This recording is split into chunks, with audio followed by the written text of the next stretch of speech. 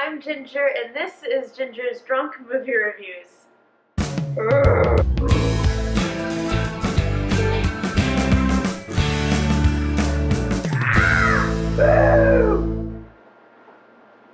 forgot what I was gonna say. So this movie is a lot different from the original in some ways, but some specific ways it actually stays true.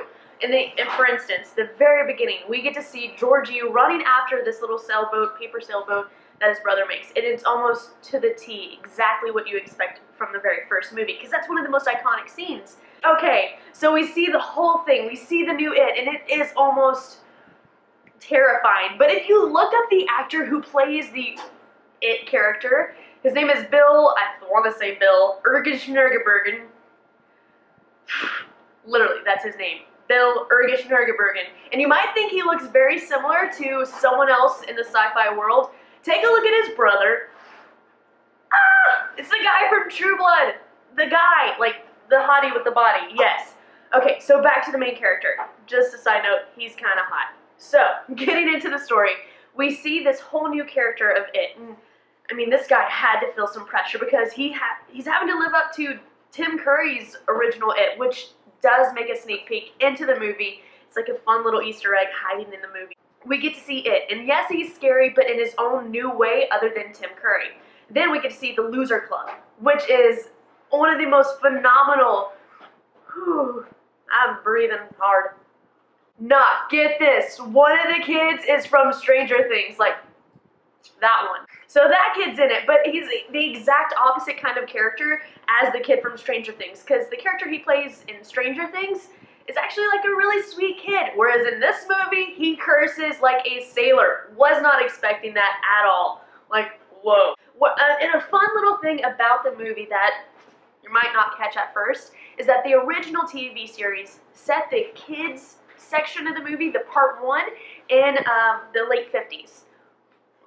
Earlier previous version, 50s, nowadays version with the kiddos, it's set in the 80s, and it has a bunch of different little Easter eggs to kind of help you remind yourself that it's based in the 80s, but almost the exact same way they did in Stranger Things. So it's kind of like one of those things in the backgrounds that just added to the whole setting of the room. It wasn't like blasted in your face like, this is the 80s, bright colors, Madonna, that kind of thing.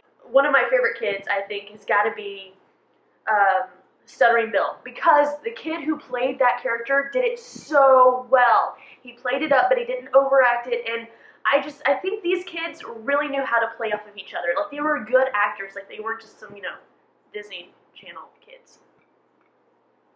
Now, if you don't know anything about the movie It, basically, in this town in Maine, there's these sudden disappearance of children. All these kids are going missing, right? So one of the kids is actually related to one of the kids in the Loser Club. There you go. So that's what makes these kids want to get involved and figure out what the heck is going on with these children. So that's when this monster, and he's not really a monster either. Yes, he's a clown, but he takes on these fears that these children have, and he comes at these children and attacks them in their own form of fear. That might not sound correct, but I hope you're following me. There's a few things I'm a little salty that they didn't add it in, mainly because there's one scene at the very end, I thought was iconic because I was a kid who had asthma, and you get sick of being that stereotype in movies where you're the nerd with asthma and your glasses, This kid actually stood up against the original It monster, the Tim Curry It, sprayed his inhaler in his face, and the clown's face starts to melt. It was like one of those moments for me as a kid. I was like, yes, take on the monster. We don't have that scene in this movie. Oh, and there's several things that I like that they did differently about the movie. Specifically, you see this Molly Ringwald character.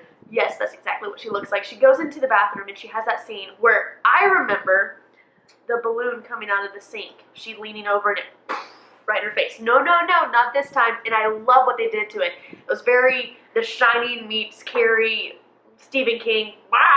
It was awesome.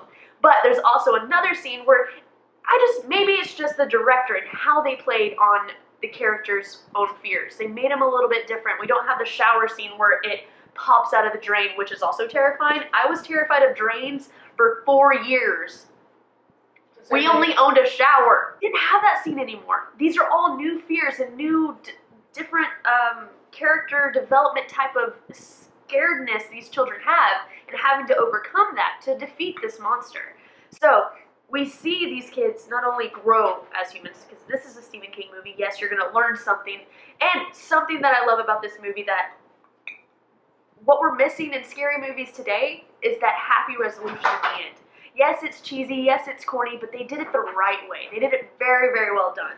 Whereas like Sinister or not Jaws, Saw or The Purge or what have you, all the scary movies that are currently out today, you don't get that, oh, okay, that ride's over, we're gonna be okay now. And that's what it does. Kind of. Ooh, I'm burping now. That's not ladylike. So overall, I give the movie 9 out of 10 red balloons because of the inhaler scene. Other than that, it was great.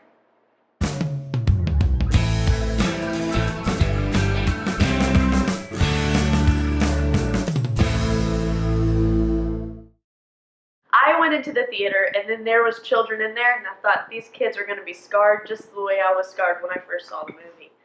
Don't do that to your children. They don't need to be scared of clowns. It's a sad life being scared of clowns.